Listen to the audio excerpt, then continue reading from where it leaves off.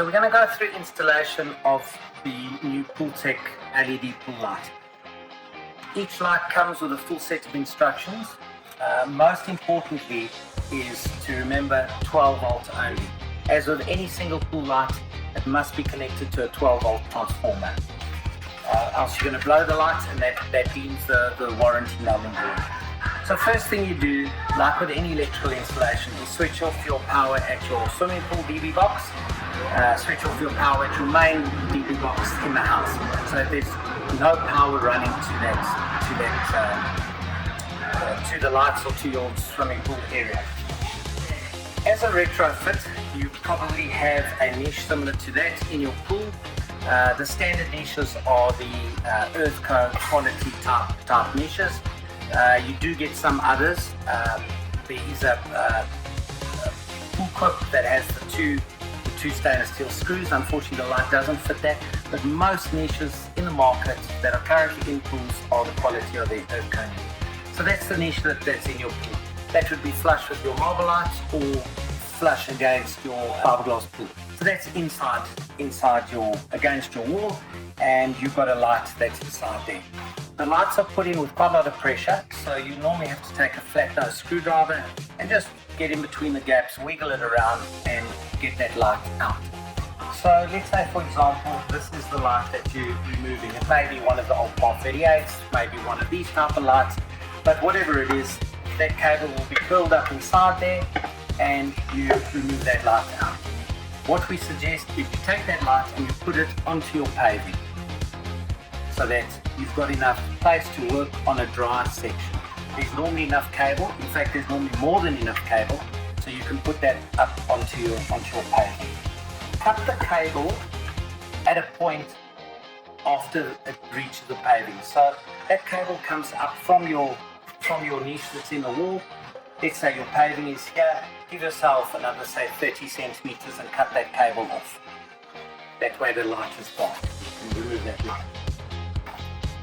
Then what you do is you take your new light, and again you can cut this cable so that you don't have excess cable that needs to be rolled up in the light, but you still have enough to put it on the surface of the pool if you need to ever remove it or change it or work on it. So essentially you've got your old cable coming from your grommet inside the niche. Your grommet is that little black section there where your cable will come out of. Always when replacing your light, ensure that grommet is properly seated. So you'll have your cable coming up from the grommet to the top of the paving. You then cut this cable at a point that you can join them. We recommend, in order to ensure a completely waterproof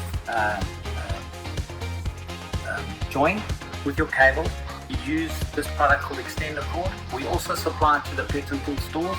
It is on our listing, but this is a resin-based joining kit that ensures it's 100% waterproof. Some people just use tape, but water is incredibly, it has incredible ability to get in everywhere. So eventually it gets in the tape, you start getting corrosion, you get a weak signal on your light, you may even get a short and the light no longer works. So we would highly recommend a resin type of connector.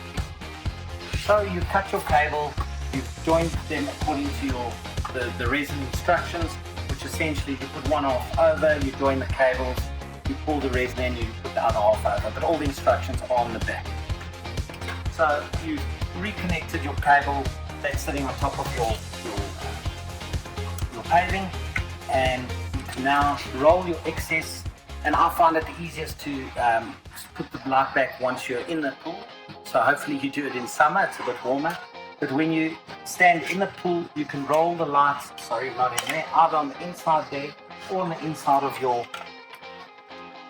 the niche that's in the wall, and then push your light in. It is quite a tight fit, and bear in mind that because it has air in it, the light wants to float. So you need to put it into the water and push it in. You may want to take a mallet and just tap it. This is incredibly hard, it's polycarb. You can hit that with a hammer and it's unlikely to break. But if by hand you find that it's not seating flush with your wall, you can take a mallet and just give it a few taps around so that it sits flush.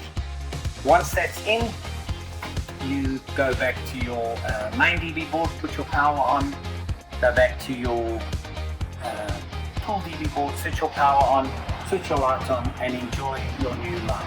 If you find that the light isn't working, remember that these are checked 3 times before they leave our factory, and pet and pool stores check the light every single time, or they're supposed to check each light before it leaves. So you know that light was working. If for some reason it's not working, the chances are you may have a problem with your transformer. That is the most likely problem that you'll have. Either your connection, if you haven't done a solid connection, or if there's a problem with your transformer, because we know that light works when it leaves our factory. We know the light works when it leaves the pet and pool stores. So that light is in working condition. Double check your transformer if that's the problem.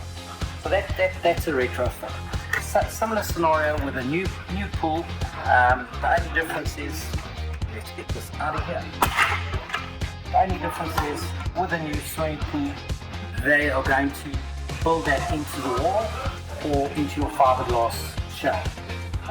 So they will build that niche into cemented as part of your wall, so that it's flush with your pool surface, and they will run cable from there to your 12-volt transformer at your DB box. Again, if it's a new pool, please make sure there's a 12-volt transformer. The rest is identical, except there's no cutting. There will be cable. You join the two as we did before. As you see, because that is so shallow, there's lots of space to put cable. So you've got sufficient cable that when you ever need to take it out, you can put it onto your paving and work on it accordingly.